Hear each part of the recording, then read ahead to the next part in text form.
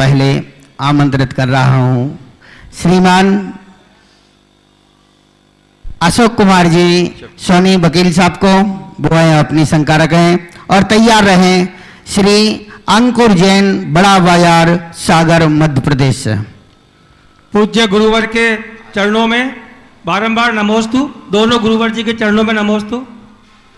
महाराज जी, मेरी जिज्ञासा ये जानने की है, ऐसा कहते हैं महाराज जी कि जो सम्यक दृष्टि होते हैं वो दूसरे जो मिथ्या दृष्टि है उनके शास्त्रों की या उनके महापुरुषों की प्रशंसा नहीं करते हैं।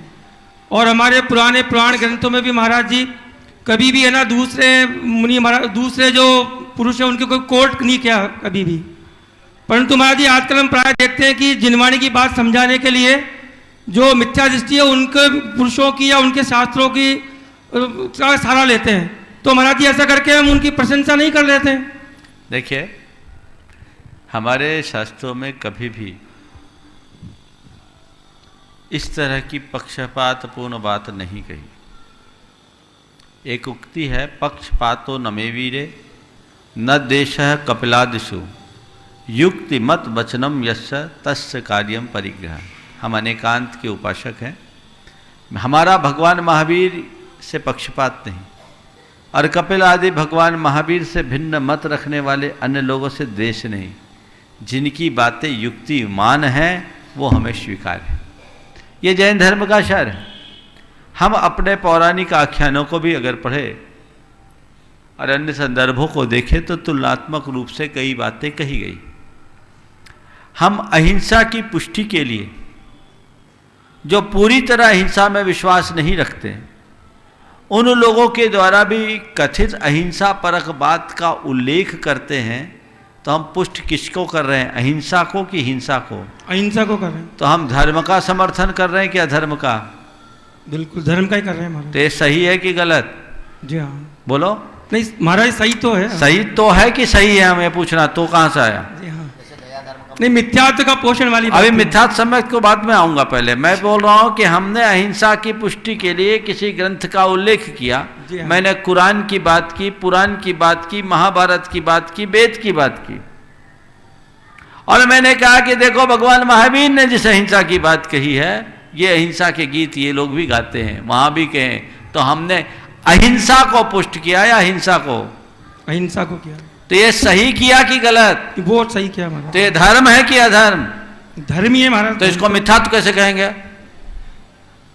सम्यक दर्शन मोम का नहीं है जो तुरंत में पिघल जाए। आ रहा हूं।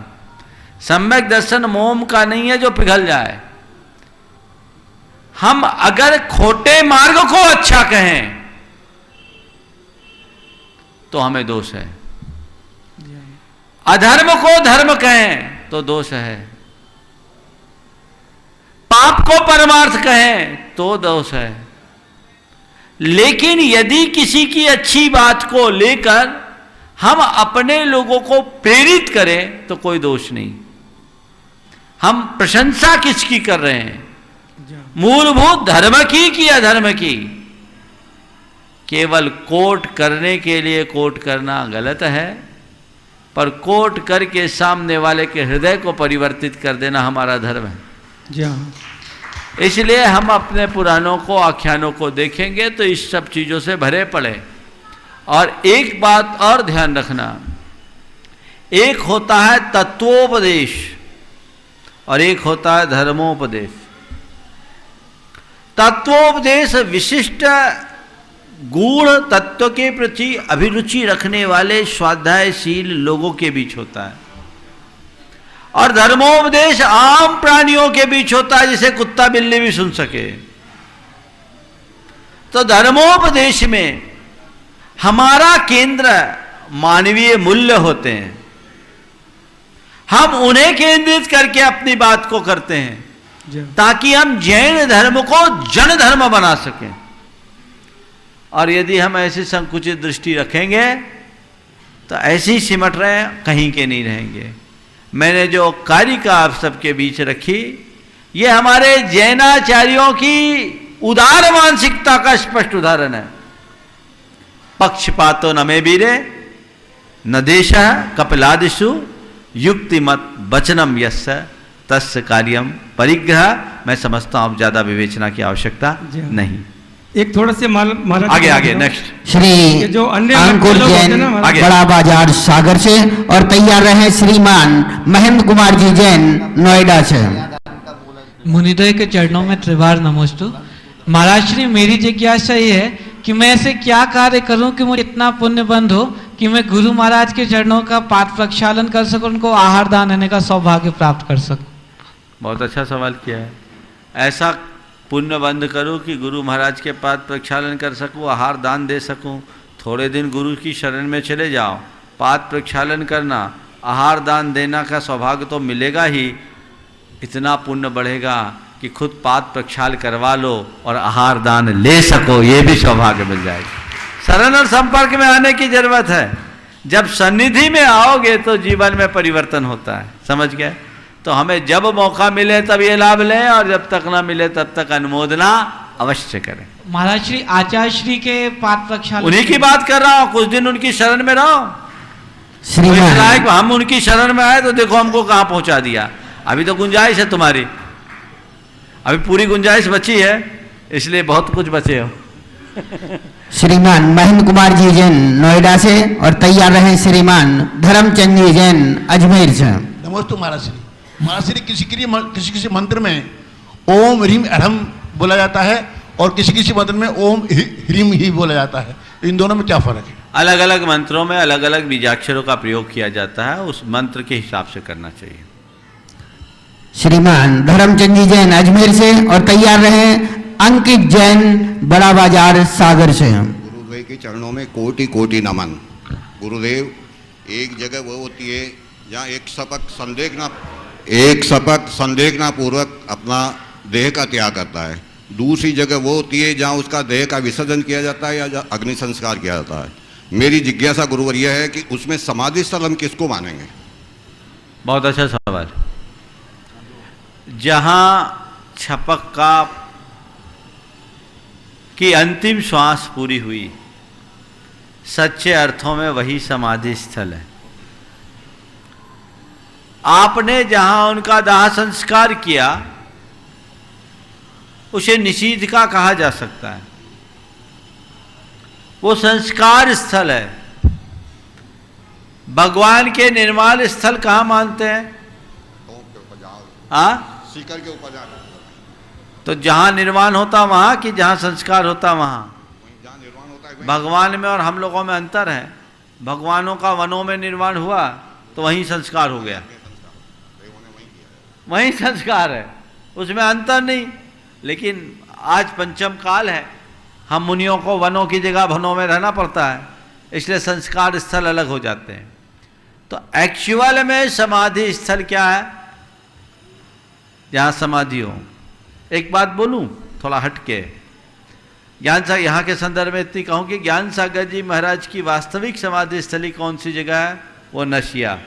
इसलिए मैं नसीराबाद आया तो सबसे पहले उस जगह की वंदना करने के लिए आया था, जहाँ हमारे गुरुदेव गुरुनाम गुरु ने समाधि धारण की और जहाँ हमारे गुरु को आचार्य पद मिला। हमारे लिए वो तीर्थ भूमि है और उसी का आकर्षण हमें नसीराबाद लेकर के आया। लेकिन एक दूसरी बात कहता हूं, मरघट किसे कहते हैं? क्या हो गया?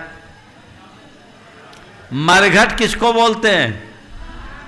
हाँ, जोर से बोलो, माइक है आपके पास, आप ही बोलो। जहां जलाया जाता है, ये गलत है। अरे मरघट, असली मरघट वो है जहां मरने की घटना घटे। मरने की घटना घटे, जहां तुम मरो वही मरघट है। वो तो चल घट है, वो मसान घट है।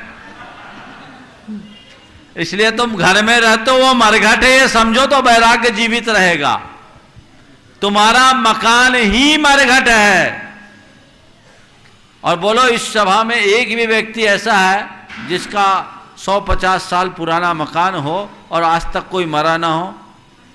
कोई नहीं, सबके घरों में। हाँ, सबके घरों में। एक आध घर ऐसा 2, 5, 10 साल में जिसने नया मकान बनाया उसको मैं अपवाद में रख रहा हूं। लेकिन ऐसा एक भी घर है जिसके यहां कोई नहीं मरा हो तो बोलो मकान में रह रहे हो कि मरघट में? मरघटी हो गया महाराज, बोलो, मरघटी होगा महाराज। तो कोई गलत बोला मैंने? तो हमेशा समझो ये मरघट है, दूसरों के लिए मरघट बना, कल मेरे लिए भी मरघट बनेगा। मरने के बाद जो मरघट पहुंचाएंगे वो तो जाली है, असली मरघट यही है। इसलिए मरघट में जाऊं, घर को मरघट बनाऊं, उससे पहले हम अपने जीवन का जमघट ठीक कर लें, जीवन ठीक हो जाएगा। नमोस्तु गुरुदेव, नमोस्तु गुरुदेव। भाई अंकित जैन, बड़ा बाजार, सागर, मध्य प्रदेश से। और तैयार रहें श्रीमान दीपचंद जी लोहाड़िया, छपरा से। मुनिद्वय के चरणों में बारंबार नमोस्तु।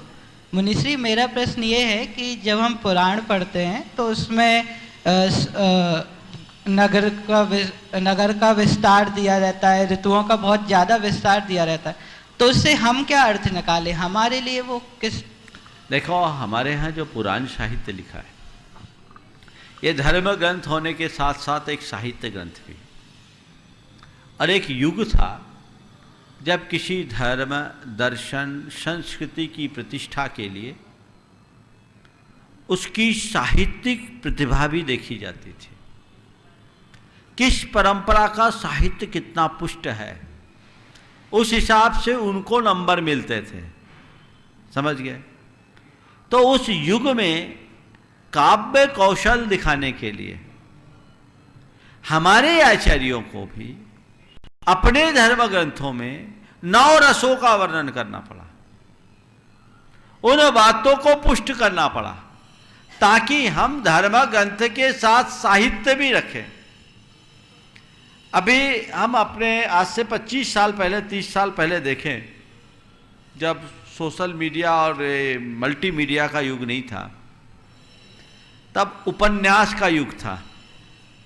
देखे थे, सारी दुनिया उपन्यास पढ़ना पसंद करती थी। इसी तरह एक युग था जो कविता का युग था।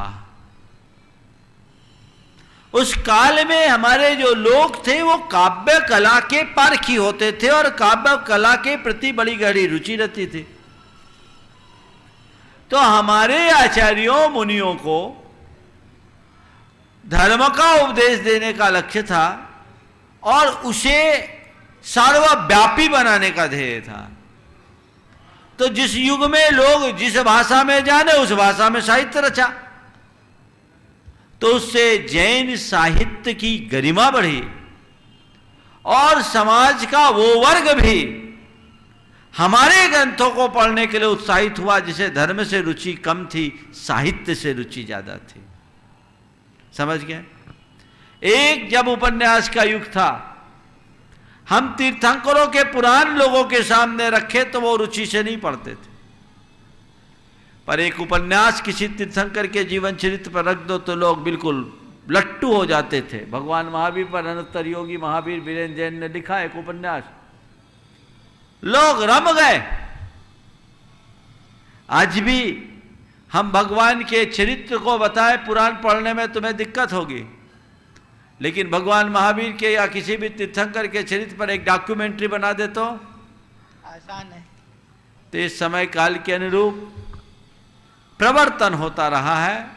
उद्देश्य धर्मोपदेश का है, उद्देश्य तत्वोपदेश का है, तो उसको उसी तरीके से बताना पड़ता है।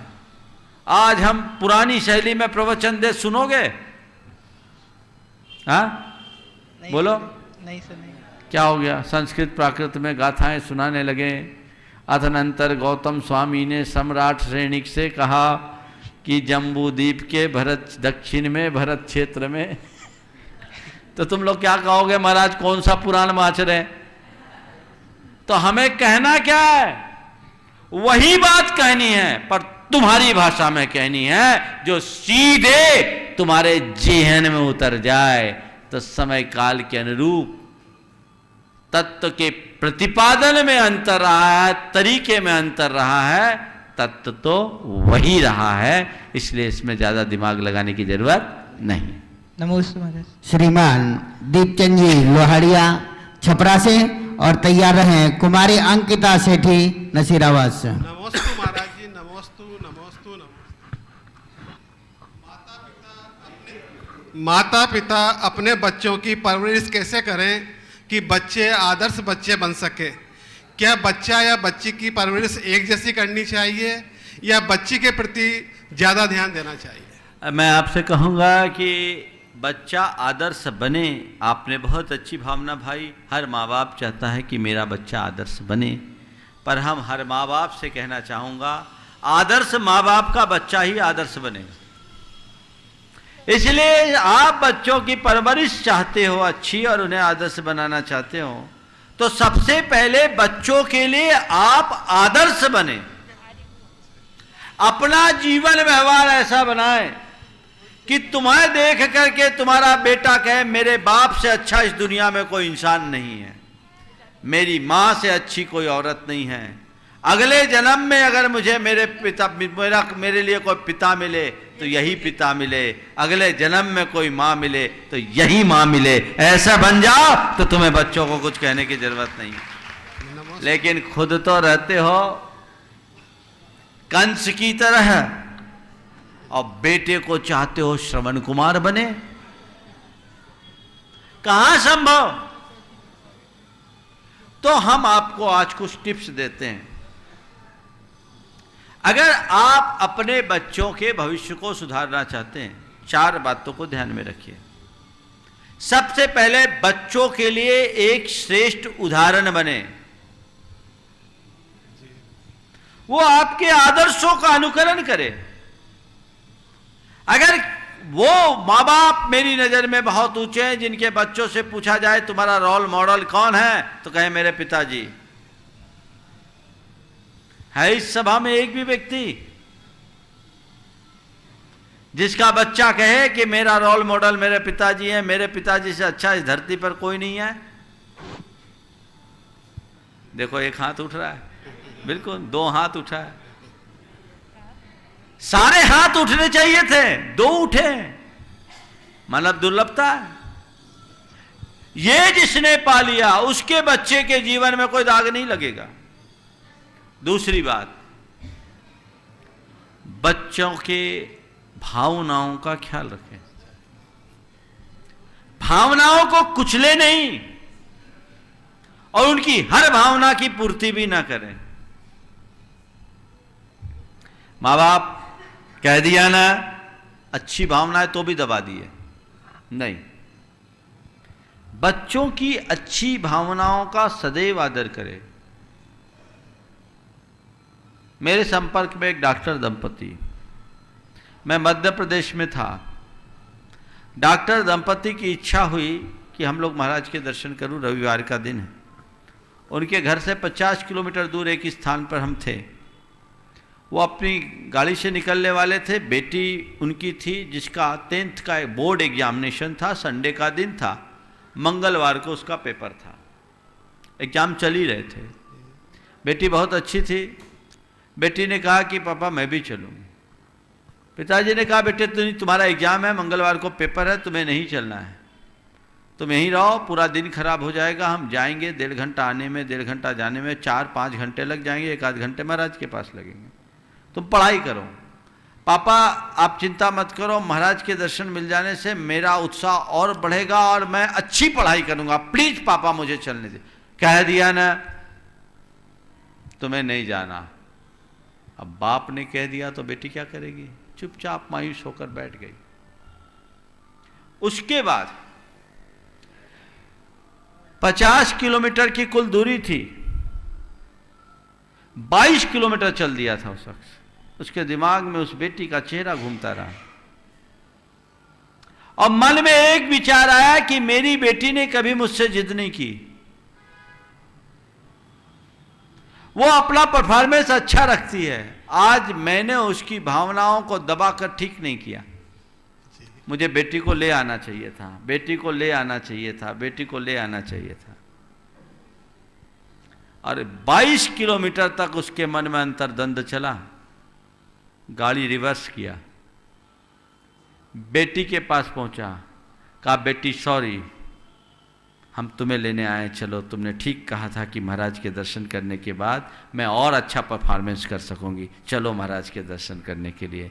और वापस आने जाने में पौन घंटा उनका एक्स्ट्रा लग गया। आकर के मुझे उनने बताया, हमने कहा ऐसा पिता, बेटी से जैसे पिता ने कहा, बेटी अपने पिता से गले लग गई कि पापा आप सच में बड़े अच्छे पापा हो। है ऐसे उदाहरण। भावनाओं को कुचले नहीं, आजादी युक्त अंकुश रखें। न इतनी आजादी दे कि बच्चे क्या कर रहे हैं आपको पता न लगे, और न इतना अंकुश रखे कि बच्चे अपने आप को एकदम कैद महसूस करें। अपने बच्चों की योग्यता को विकसित करने का उन्हें अवसर दें, उन पर भरोसा रखें। बच्चे यदि गलती करे तो छोटी मोटी गलती को इग्नोर करना सीखे। 10 गलती पर एक बार बोले, एक गलती पर 10 बार टोकना बंद करें। यदि इन बातों को आप ध्यान में रखेंगे तो मैं समझता हूं आपको अपने बच्चे से कभी कोई शिकायत नहीं रहेगी। बेटे और बेटी की परवरिश, बेटे और बेटी में भेद नहीं होना चाहिए। परवरिश दोनों को एक तरीके से देना चाहिए, लेकिन बेटे और बेटी दोनों को प्रारंभ से ही उनके जीवन की जो बाउंड्रीज है, दायरा है, सीमाएं हैं, उसका संज्ञान करा देना चाहिए कि बेटे तुम्हारे जीवन की ये सीमाएं, लक्ष्मण रेखा, इसको कभी क्रॉस मत करना, नहीं तो तू नुकसान पाएगा। बेटी ये तेरे जीवन की सीमा है, इसका उल्लंघन मत करना, नहीं तो जिंदगी भर दुखी रहेगी। और अपने व्यवहार से बच्चों को इस तरीके से बना लो कि अपने हर प्रॉब्लम को शेयर करने की बात आए तो सबसे पहले अपने माँ और बाप से बच्चे कहे, और किसी से न कहे तो उन्हें कुछ कहने की जरूरत नहीं पड़ेगी। कुमारी अंकिता सेठी नसीराबाद से, और तैयार रहें श्रीमती कांताजी बड़जात्या नसीराबाद से। नमोस्तु महाराज जी। महाराज जी, हमारे राष्ट्रपिता महात्मा गांधी जी कहते थे, अगर कोई आपकी एक गाल पर थप्पड़ मारे तो आप दूसरा गाल भी आगे कर दीजिए। लेकिन जिन्होंने हम पर राज किया वो अंग्रेज पाश्चात्य संस्कृति हमें यह सिखाती है टिट फॉर टैट, जैसे को तैसा। तो किन परिस्थितियों में हम दूसरा गाल आगे करें और किन परिस्थितियों में टिट फॉर टैट करें? अगर हम दूसरा गाल आगे करते हैं तो लोग कहते हैं भोला है, पागल है, और टिट फॉर टैट करते हैं तो बोलते हैं चंट है, होशियार है। तो कैसे सामंजस्य बैठा है, और जैन धर्म इस दृष्टि में किन किन परिस्थितियों में हमें टिट फॉर टैट करना चाहिए? देखो, जैन धर्म की दृष्टि से अगर विचार किया जाए तो जैन धर्म तो भगवान महावीर से भी आगे, गौतम गांधी जी से भी आगे की बात करता है। जैन धर्म कहता है कि यदि तुम निर्वृत्ति के मार्ग में चल रहे हो तो तुम्हें किसी ने एक गाल में थप्पड़ मारा ना, और उसके आगे दूसरा गाल करना भी एक प्रकार का प्रतिवाद है। कुछ मत करो, थप्पड़ मारा चुपचाप सह लो, क्योंकि तुम्हें कोई थप्पड़ मार ही नहीं सकता, क्योंकि जो तुम हो सो कोई छू ही नहीं सकता। थप्पड़ मारने की बात क्या है? मार दिया, मुझे कौन मारने वाला, शरीर को मारा है। ये किसके लिए है? निर्वृत्ति मार्ग में रहने वाले साधुओं के लिए। उनके लिए भगवान महावीर ने कहा, अगर तुम दूसरा गाल कर रहे हो तो उसे शर्मिंदा होने के लिए बाध्य कर रहे हो। ये प्रतिवाद है, सह लो, तुम्हें मारा ही नहीं। लेकिन जब तुम प्रवृत्ति में जी रहे हो तो कभी किसी के ऊपर हाथ मत उठाओ, और किसी ने तुम पर हाथ उठाया तो उसके हाथ को इस तरह से पकड़ के मरोड़ दो कि फिर किसी पर हाथ उठाने लायक ही ना बचे। ये गृहस्थ के लिए, समझ गए? तो गृहस्थ के लिए लोक जीवन में विरोधी हिंसा का त्याग करने की बात नहीं की गई। और साधु सब प्रकार की हिंसा से मुक्त है। पर एक बात, ऑफेंसिव मत बनना, और जब जरूरत पड़े तो डिफेंस में कमजोर मत पड़ना। महाराज कह रहे हिंदी बता दो। आक्रमण मत करो, अटैक मत करो, प्रतिरक्षा के लिए अपना जो भी कदम उठाना हो उठा लो। हमारे यहां प्रतिक्रमण की बात है, आक्रमण की बात नहीं। तो ये तो ही एक बात, लेकिन ये सब चीजें किसके लिए लागू है? जो तुम्हारा विरोधी है, जो तुम्हारे स्वत्व, अस्तित्व, तुम्हारे परिवार, कुटुंब, समाज, देश के हितों में बाधक बनकर गया, उसके लिए। लेकिन घर में 2 भाई हैं, 2 बहनें हैं, एक ने तुम्हें 1 घूंसा दिया, तुमने 5 दिया, क्योंकि महाराज ने कहा था टिट फॉर टाइट। ये नहीं, उनके लिए नहीं, उनके लिए भी टिट फॉर टाइट का एक फार्मूला देता हूं। बताऊं कैसा टिट फॉर टाइट? तुम पर कोई गुस्सा करे तो टिट फॉर टाइट क्या कहता है? और जोर से गुस्सा करो, करो, नतीजा लड़ाई। हाँ, लड़ाई। तो अब रहना साथ में है, तो वहां टिट फॉर टाइट कैसे करें? तो मैं बोलता हूं, वो जितना गुस्सा करे तुम उतने ठंडे रहो। इसका नाम है टिट फॉर टाइट। देखो उदाहरण देता हूं, कहीं आग लगे तो उस आग को बुझाने के लिए क्या करोगे? पानी डालोगे उस पर कि पेट्रोल? हाँ, कितना पानी डालोगे? आग की ज्वाला है और एक चुल्लू भर पानी डालोगे क्या? क्या करना पड़ता है? सामान अग्नि है तो फूंक के बुझा देते हो, थोड़ी ज्यादा है तो 2-4 लोटा डालते हो, और ज्यादा है तो 2-4 बाल्टी डालते हो, और एकदम लपटें निकल रही हो तो दमकल बुलाना पड़ता है। बुलाते हैं ना, फायर ब्रिगेड बुलाते हैं। तो जैसी आग वैसा पानी, है ना? तो सामने वाले का जितना प्रचंड क्रोध हो तुम उसके ऊपर सहनशीलता का उतना ज्यादा पानी बरसाओ। यही टिट फॉर टैट है, मामला ठीक हो जाएगा। तो घर परिवार में जो पहले बोला वो वाला टिट फॉर टैट मत लगाना, है ना? एक बार एक ने मुझसे कहा, महाराज ईंट का जवाब पत्थर से देना चाहिए, टिट फॉर टैट होना चाहिए। हमको गाली सुनाता, हम भी सुना देते हैं। हमने कहा ये गलत। कोई तुम्हारे कपड़े फाड़ दे, कोई तुम्हारे कपड़े फाड़ दे तो तुम उसके कपड़े फाड़ने के लिए दौड़ोगे कि अपने सियोगे? बोलो क्या करोगे? बोलो तो, समझ में आ गई ना बात? अरे हमारे कपड़े किसी ने फाड़ दिए हैं तो पहले अपने कपड़े को संभालने का प्रयत्न किया जाता है ना? ये एक्सपीरियंस तुम लोगों को है, हम लोग का तो कपड़ा है नहीं। तो कपड़ा फाड़ा तो अपने कपड़े को संभालने का प्रयास पहले होगा, न कि सामने वाले के कपड़े को फाड़ने का। इसी का नाम है टिट फॉर टाइट। घर परिवार और जीवन व्यवहार में जिनके साथ रोज रहना है, एक दूसरे के स्वभावगत दुर्बलताओं का शिकार होकर यदि किसी के झगड़े और पछड़े की बात आती है तो उस घड़ी में आप एग्रेसिव ना बने, पैसिव बने। अपने आप को जितना पोलाइट बना सके, शांत रख सके, वैसा रखने का प्रयत्न करें। यही हमारे जीवन का सबसे अच्छा रास्ता है। नमोस्तु महाराज जी। श्रीमती कांताजी बड़जात्या नसीराबाद से, और तैयार रहे श्रीमान अरुण कुमार जी जैन, सागर मध्य प्रदेश से। साक्षात विराजमान द्वय मुनिराज के चरणों में मेरा बारंबार नमोस्तु नमोस्तु नमोस्तु महाराज जी। महाराज जी, मेरा प्रश्न ये है कि लोकांतिक देवों को 11 अंग 14 पूर्व का ज्ञान होता है, जबकि उनके गुणस्थान चतुर्थ होता है, और आर्यका माता जी के 5वां गुणस्थान होता है, संयमी होते हैं वो, उनको इतना ज्ञान नहीं होता। तो इसमें उनके लोकांतिक देवों को जो इतना ज्ञान होता है उसमें क्या कारण है? क्या तो उनकी पूर्व भव की साधना या उनके परिणामों की विशुद्धि, इसमें क्या कारण है? बहुत अच्छा सवाल आपने किया। उससे पूर्व अभी मैंने जो उत्तर दिया उस संदर्भ में महाराज ने आपको कोई 2 मंत्र दिया है, वो बताना चाहते, बता दो। हाँ हाँ चालू। इनको तो दिया ही मालूम है, 6 महीने में दिया है। मैंने एक बताया था इन लोगों को, आप गृहस्थ हो, श्रावक हो, तो कभी किसी को छेड़ना नहीं, भूल से भी छेड़ना नहीं, और छेड़ने वाले को छोड़ना नहीं।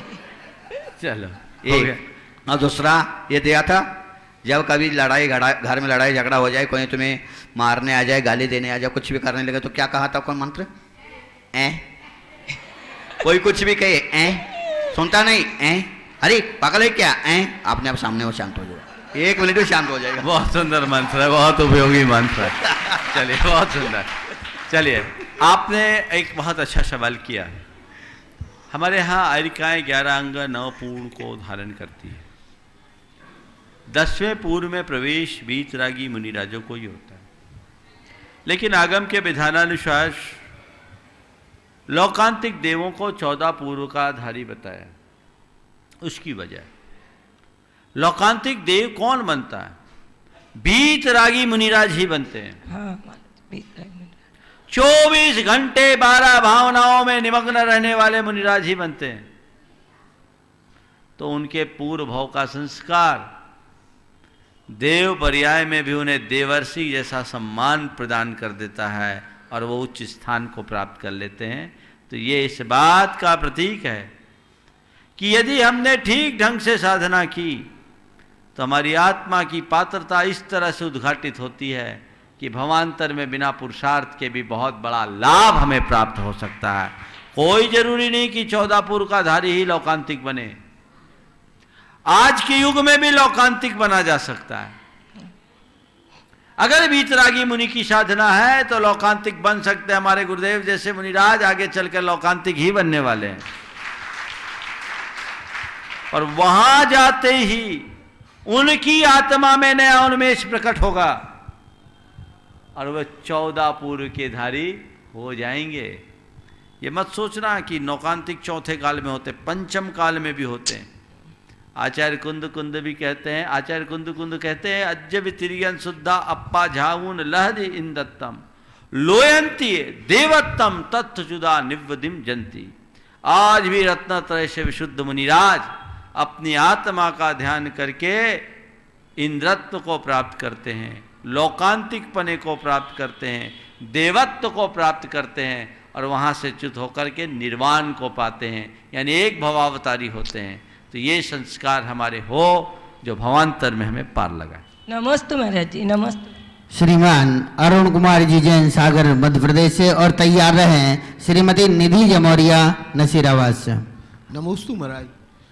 महाराज जी, आज विश्व में कुछ चीज़ें देखी जा रही हैं जिनमें अपने धर्म को छोड़ के अन्य धर्म के लोग सुनियोजित तरीके से अपने धर्म के सिद्धांतों का इस तरीके से प्रचार प्रसार कर रहे हैं, जिसके कारण देखने में अहिंसा और मांसाहार का प्रभाव बढ़ रहा है।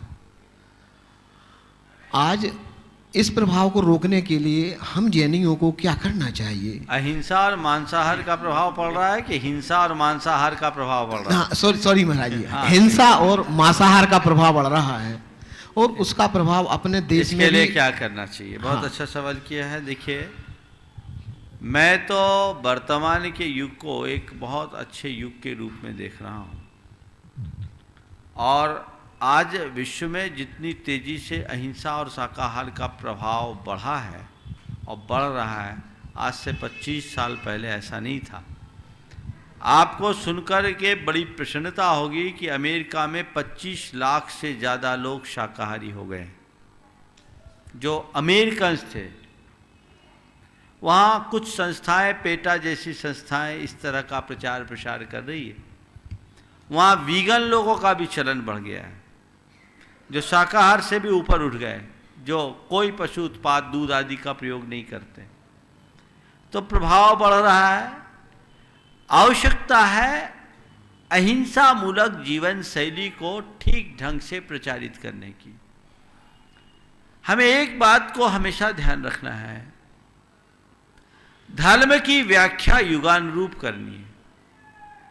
आज अहिंसा का प्रचार आप केवल धर्म के रूप में करना चाहेंगे तो शायद अहिंसा उतनी लोकप्रिय न बन पाए, लेकिन अहिंसा मूलक शाकाहार का प्रवर्तन अगर आप आहार विज्ञान की दृष्टि से करेंगे तो लोग उसे बहुत आसानी से स्वीकार करेंगे।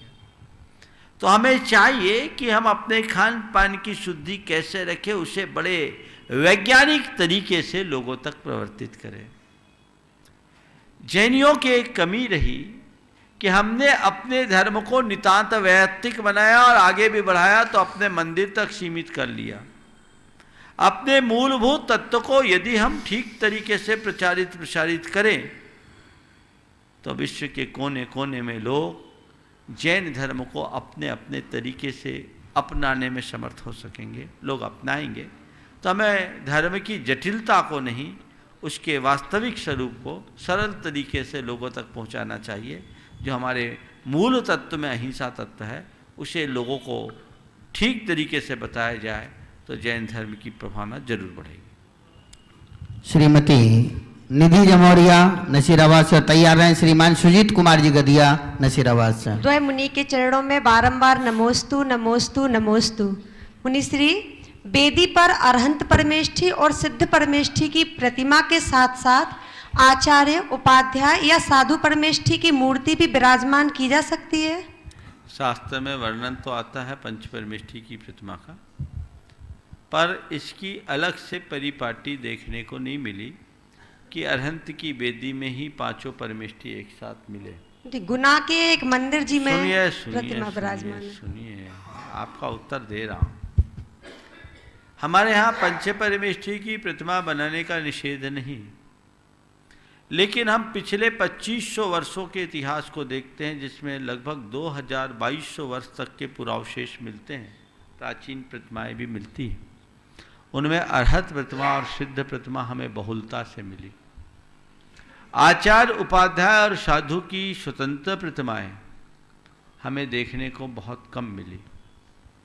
आचार्य में भी नामधारी आचार्य के तो हमें केवल 2 ही जगह मिली। हमने अब तक जितनी जगह दर्शन किया, हो सकता और भी हो, लेकिन एक शिरोन जी में आचार्य कुंद की खड़गासन वंदना मुद्रा की एक प्रतिमा है जो लगभग 9वीं 10वीं शताब्दी की, और एक प्रतिमा मध्य प्रदेश के विदिशा में मिली जो वहाँ के अंदर किले के मंदिर की है।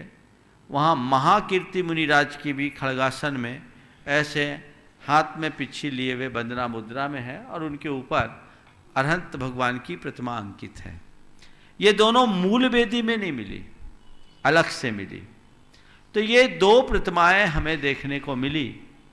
इसके अतिरिक्त प्राचीन काल की, वर्तमान 20वीं शताब्दी की गणना नहीं करना, 20वीं शताब्दी में तो बहुत इस तरह के काम हुए, अलग से मुनियों की नाम सहित कोई प्रतिमाएं हमें देखने को नहीं मिली, जो इस बात का प्रमाण है कि प्राचीन काल में अलग अलग मुनियों की मूर्ति को बनाने की परिपाटी हमारी परंपरा में नहीं रही।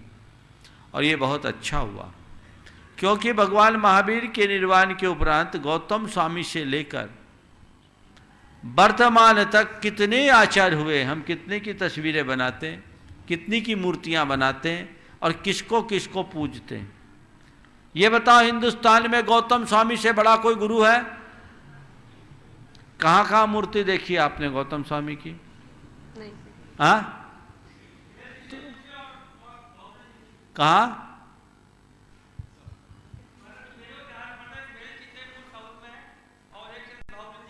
बस 2 जगह ना। अब वर्तमान में जाओगे तो गुनावा में 20वीं शताब्दी में स्थापना हुई। ये बाद में हुई ना, बैठो।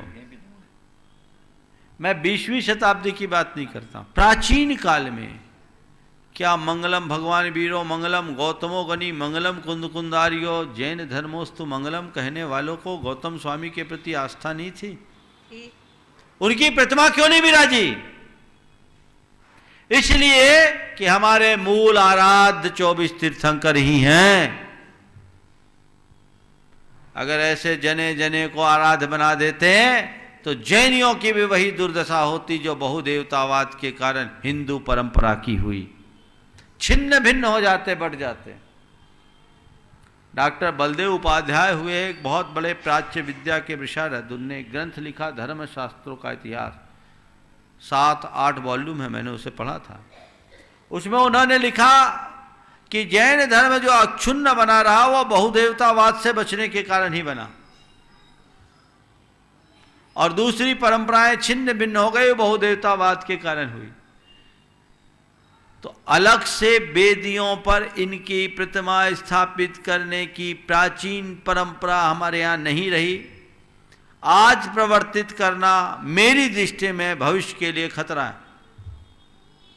यह हुआ है कि एक फलक पर पंच परमेष्ठी को स्थापित कर दिया, पर वो पंच परमेष्ठी में अरहंत सिद्ध आचार्य उपाध्याय साधु हैं, प्रमाण सागर या उत्तम सागर नहीं है, वो रख सकते व्यक्तिगत नहीं। साधु नमो लोए सब साउनम में बोलेंगे कि प्रमाण सागराय नमो बोलेंगे, सब शाहुड़। तो वो पंच परमेष्ठी के प्रतीक स्वरूप इस तरह के कई मिलते हैं। उपाध्याय परमेष्ठी का भी अंकर मिलता है, देवगढ़ की उपाध्याय परमेष्ठी की तो वो अद्भुत कृति है, तो वो उसी तरीके से रहे हैं। इसलिए अलग से अरहंत भगवान के साथ सिद्ध आचार्य उपाध्याय साधु की प्रतिमा मूल वेदी में विराजमान करना मेरी दृष्टि में सुसंगत नहीं है। मूल नायक के रूप में अरहंत भगवान की ही प्रतिमा स्थापित होनी चाहिए, 24 तीर्थंकर की ही प्रतिमा स्थापित होनी चाहिए। अन्य तीर्थंकरों के 24 तीर्थंकरों के अतिरिक्त जैसे बाहुबली भरत स्वामी की प्रतिमा स्थापित करने की परिपाटी है, यह भी बहुत ज़्यादा पुरानी नहीं है, 9वीं शताब्दी 8वीं शताब्दी से प्राचीन बाहुबली भारत में कहीं नहीं है। और भरत की एक प्रतिमा मैंने सिरोंजी में देखी जिसमें एक ही फलक में भरत और बाहुबली है, वो 10वीं 11वीं शताब्दी के हैं। इससे प्राचीन कोई परिपाटी देखने में नहीं मिली। पर चलो, युग के आदि में प्रथम चक्रवर्ती हुए, उनके नाम से भारतवर्ष पड़ा, और बाहुबली ने युग की आदि में महापुरुषों में सबसे पहले निर्वाणोपलब्धि की, इसलिए उनको करने में कोई हानि नहीं। लेकिन ऐसे मत बढ़ाना। पंच परमेष्ठी की एक स्वतंत्र वेदी हो सकती है, पर मूल वेदी में तो हमें अपने 24 तीर्थंकरों को स्थापित करना चाहिए। हमारे ही समाज में कुछ लोगों को 24 तीर्थंकर रास नहीं आए, उनको सिमंदर स्वामी पसंद आ गए, वो अपने मूल नायक उनको बनाते हैं। अरे भैया, उनको बनाओ, पूजो, निषेध नहीं, पर 24 तीर्थंकर में क्या कमी थी? हाँ, ये कहावत आ गया, घर में आए नाग न पूजे बामी पूजन जाए। समझ गए ना? तो ये मामला ठीक नहीं है, इसलिए इसका ध्यान रखना चाहिए। आगे श्रीमान सुजीत कुमार जी गदिया और तैयार हैं श्रीमती सोहिनी देवी गदिया नसीराबाद से। महाराज जी के चरणों में त्रिवार नमोस्तु नमोस्तु नमोस्तु। महाराज जी, घर में रहकर बड़े बुजुर्गों को किस तरह धर्म साधना करनी चाहिए और किस तरह धर्म को आगे बढ़ाना चाहिए? ये सवाल बड़े बुजुर्ग पूछते तो बहुत अच्छा था। मैं तुम्हारे सवाल में संशोधन कर रहा हूं और मैं तुम्हें उत्तर दे रहा हूं, क्योंकि अपने लायक प्रश्न पूछो। ये पूछो, घर में रहने वाले बड़े बुजुर्गों को, युवाओं को किस तरह से सेवा करनी चाहिए और उनका किस तरह सहयोग देना चाहिए। तेरे लायक सवाल ये। सही बात। तुम बड़े बुजुर्गों को अपने सामने नसीहत दिलवा रहे, वो पूछे तो उनको बताऊंगा। नहीं, आगे महाराज सुनो पूरी बात। अब मैं तुम्हारे प्रश्न को संशोधित करके जो तुम्हें संबोधित कर रहा हूं, तुम्हें नहीं, तुम्हारे जैसे तमाम युवकों को। देखिए, उम्र का असर हर मनुष्य पर पड़ता है, और बड़े बुजुर्गों में उम्रजन्य असर के कारण, प्रभाव के कारण कुछ स्वभावगत दुर्बलताएं आ जाती हैं। इसलिए घर के युवकों को, बेटों बहुओं को अपने बड़े बुजुर्गों का हृदय से सम्मान करना चाहिए। उनकी स्वभावगत दुर्बलताओं को नजरअंदाज करना चाहिए। सदैव जीवन में कुछ भी उपलब्धि पाओ तो सबसे पहले उनके चरणों में जाकर मत्था टेकना चाहिए, कहना चाहिए, पिताजी, माँ, आपके आशीर्वाद से हमने ये सफलता पाई। उस घड़ी माँ बाप को बहुत प्रसन्नता होती है जब उसका बेटा कुछ उपलब्धि अर्जित करता है और उसकी खबर उसके कानों में बेटे के मुंह से आती है। लेकिन उस घड़ी बहुत तकलीफ होती है जब माँ बाप अपने बेटे के अचीवमेंट के बारे में गांव से सुनते हैं। कोई बोलता है तुम्हारा बेटा ये पाया, अच्छा मुझे पता ही नहीं। तो पहले खुद बोलो और उनसे कहो, आप जितना धर्म ध्यान करना चाहो करो, आपको हम कोई कमी नहीं रहने देंगे। और छोटी मोटी बातों को इग्नोर करो। क्यों? क्योंकि जब तुमने बचपन में गलतियां की तो तुम्हारे माँ बाप ने तुम्हारी गलतियों को इग्नोर किया। याद करो तुमने कितनी बार माँ बाप की गोद गंदी की, क्या किया उनने? तुम उठा के फेंका कि पहले तुम्हें साफ किया बाद में अपने को? तुमने कितनी बार माँ बाप की बिस्तर गीली किए, क्या किया? खुद गीली में रख के तुम्हें सूखे में सुखलाया। तुमने कितनी बार अपने माँ बाप को लात मारा, क्या किया? उनने तुम्हें दुत्कारा की पुचकार कर संभाला। उस समय तुम्हारे मुंह से लार बहती थी, न तुम्हें लघुशंका की शुद्ध होती थी, न शौच की शुद्ध होती थी, कुछ भी पता नहीं, पर उन्होंने तुम्हें संभाला। क्यों? बच्चा है, अभी अशक्त है, इसमें समझ नहीं है। तो जैसे एक माँ बाप अपने गोद में खेलने वाले बच्चों की सब हरकतों को लीला मान करके स्वीकारते और उस पर उतना ही प्रेम बरसाते हैं, वैसे ही बुजुर्ग व्यक्तियों के स्वभावगत दुर्बलताओं को देखने पर नई पीढ़ी को चाहिए ये उम्र का तकाजा है, स्वीकार करे और अपना फर्ज निभाए कि नहीं हमें इन्हें निभाना है, इसे समझे। और एक बात बताऊं, बुढ़ापा बचपन की पुनरावृत्ति है। बच्चे और बूढ़े में बहुत समानता होती है। बच्चों के मुंह में दांत नहीं होते, बूढ़ों के मुंह में दांत नहीं टिकते। बच्चों के सिर में बाल नहीं उगे होते और बूढ़ों के सिर सपाचट हो जाते हैं। बच्चे चल नहीं सकते और बूढ़े चलने में असमर्थ हो जाते हैं। बच्चों को ज्ञान नहीं होता और बूढ़ों को धैर्य नहीं होता, उनका दिमाग काम नहीं करता।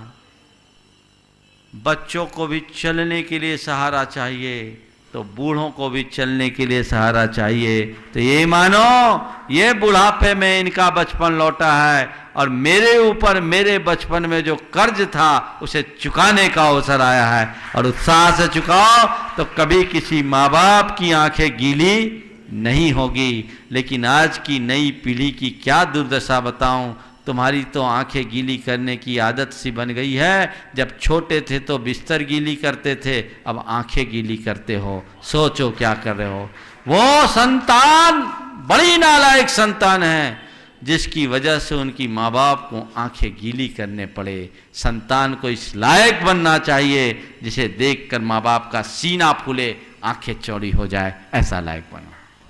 श्रीमती सोहिनी देवी जी गदिया नसीराबाद से। बारंबार नमोस्तु नमोस्तु नमोस्तु। महाराज जी बच्चे ऐसे प्रश्न करते हैं कि घर में गाय रखते हो, भैंस रखते हो, रखते हो और कुत्ता या तोता क्यों नहीं रखते हो, उसका क्या जवाब दो? बहुत अच्छा प्रश्न किया है। देखो, गाय बैल आदि पालतू प्राणी हैं, इनको पाला जा सकता है, लेकिन कुत्ते आदि को पालतू प्राणी के अंतर्गत नहीं रखा गया। दो प्रकार के प्राणी होते हैं, एक सौम्य और एक क्रूर। सौम्य प्राणियों को पालने की व्यवस्था हमारे शास्त्रों में है और पशुपालन को आर्य कर्म की श्रेणी में रखा गया। लेकिन कुत्ते बिल्ली आदि क्रूर प्राणी हैं, इनको पालने के लिए निषेध किया गया, नरकायु के बंध का कारण बताया। इसका एक दूसरी भी वजह बताता हूँ। गाय पॉजिटिव एनर्जी देती है और कुत्ता नेगेटिव एनर्जी देता है। गाय वात्सल्य का द्योतक है और कुत्ता क्रूरता का प्रतीक है। यदि किसी के घर में अनबन हो रही हो, उसके घर में लगातार 7 दिन तक बछड़े वाली गाय को रखा जाए, प्रेम पनप जाएगा घर में। ये बात है। पहले हर घर में गायें रंभाती थी इसलिए लड़ाइयाँ कम होती थी। अब गायें चले गई, कुत्ते आ गए इसलिए कुत्ते की तरह लड़ना शुरू कर दिए, रात दिन भौंकना शुरू कर दिए। घर से वात्सल्य विदा हो गया और कुत्ते की जगह क्रूरता आ गई। पहले घर के दरवाजे पे लिखा रहता था स्वागतम अतिथि देवो भव, अब दरवाजे पर लिखा मिलता है सावधान अंदर कुत्ते हैं। ये नेगेटिविटी से बचो, नकारात्मकता से बचो। घर में कभी कुत्ते मत पालना और अगर बच्चे कुत्ते ले आए तो भूख हड़ताल कर देना। जब तक ये जाएगा नहीं तब तक हम खाएंगे नहीं। नेगेटिव एनर्जी, और कुत्ता तो जानलेवा हो जाता है। हमारे संघ में एक महाराज थे प्रवचन सागर जी, उनको कुत्ते खाने से जब हाइड्रोफोबिया हुआ तो बच नहीं पाए। उस समय रिसर्च हुआ, पूरे विश्व में हाइड्रोफोबिया से कोई नहीं बच पाया। तो एक महिला 40 साल पहले कुत्ते ने उनकी सिलाई मशीन को चाटा था और महिला की उंगली में कट था।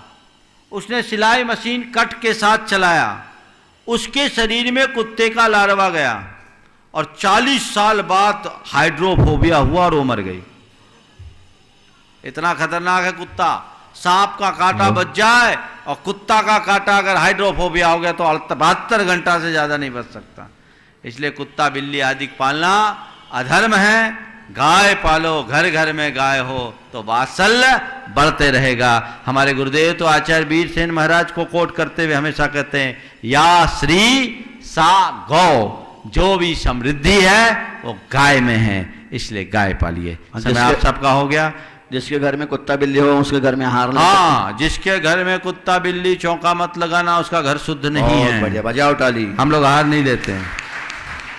बोलिए। 2 मिनट बाकी हैं तो एक सवाल महाराज पूछेंगे, पूछ ली। 2 मिनट है। अब पूछ तो लिया था ना अभी। नमस्ते महाराज जी। अभी एक सागर का सुपुत्र ने प्रश्न किया था कि पुण्य बढ़ाने के लिए क्या करना चाहिए, तो वही मुझे याद बात आ गई। तो यहाँ राजस्थान में आचार्य श्री नहीं आ रहे हैं, और जब भी आचार्य श्री के पास यहाँ राजस्थान से लोग जाते हैं तो आचार्य महाराज का एक ही वृद्ध वाक्य है कि पुण्य बढ़ाओ, पुण्य बढ़ाओ, पुण्य बढ़ाओ। तो यहाँ के लोगों के तरफ से मैं आपसे पूछना चाहता हूँ कि यहाँ के लोग कहते महाराज हम पुण्य बढ़ाएं तो कैसे बढ़ाएं। आचार्य श्री यदि यहाँ आ जाए तो उनकी सेवा, वैयावर्ती, आहार दाने दे करके, दर्शन करके, प्रवचन सुन करके पुण्य बढ़ा सकते हैं। और पुण्य बढ़ाने के लिए आचार्य श्री कह रहे वो आए तो पुण्य बढ़े और पुण्य बढ़े तो आए। अब यह क्या करें, यहाँ पुण्य कैसे? बहुत अच्छा रास्ता है। आप सब लोगों के पास रिद्धि है। पंचम काल में मुनियों को रिद्धि नहीं होती, श्रावकों को होती। हुंडाव सर्पनी की देन। कौन सी रिद्धि है? वाहन रिद्धि। तो वो नहीं आए तब तक रोज जाओ। शास्त्र में पात्र दान और देव पूजा को पुण्य बंध का सातिशय निमित्त बोला। तो यहां से वहां जाओ, पूरा राजस्थान समय समय पर उमड़ते जाए और खूब सेवा भक्ति करो। आज नहीं कल पुण्य गाढ़ा होगा और तुम्हारा लक्ष्य पूरा होगा। बोलिए परम पूज्य आचार्य गुरुवर श्री विद्यासागर जी महाराज की। गुणायतन जैन धर्म का एक अति महत्वपूर्ण ऐतिहासिक कदम होगा, जो सारे लोक के जीवन के गुणात्मक परिवर्तन का आधार बनेगा। और जीवन का गुणात्मक परिवर्तन ही मोक्ष मार्ग में सहायक होगा। इतिहास का हिस्सा बनने का अवसर कुछ ही जीवों को प्राप्त होता है, या यूं कहिए कि कुछ भाग्यशाली जीव ही ऐसे कल्याणकारी अवसर का लाभ उठा सकते हैं। आइए आप भी यथाशक्ति दान करें, इस मुहिम का हिस्सा बनें।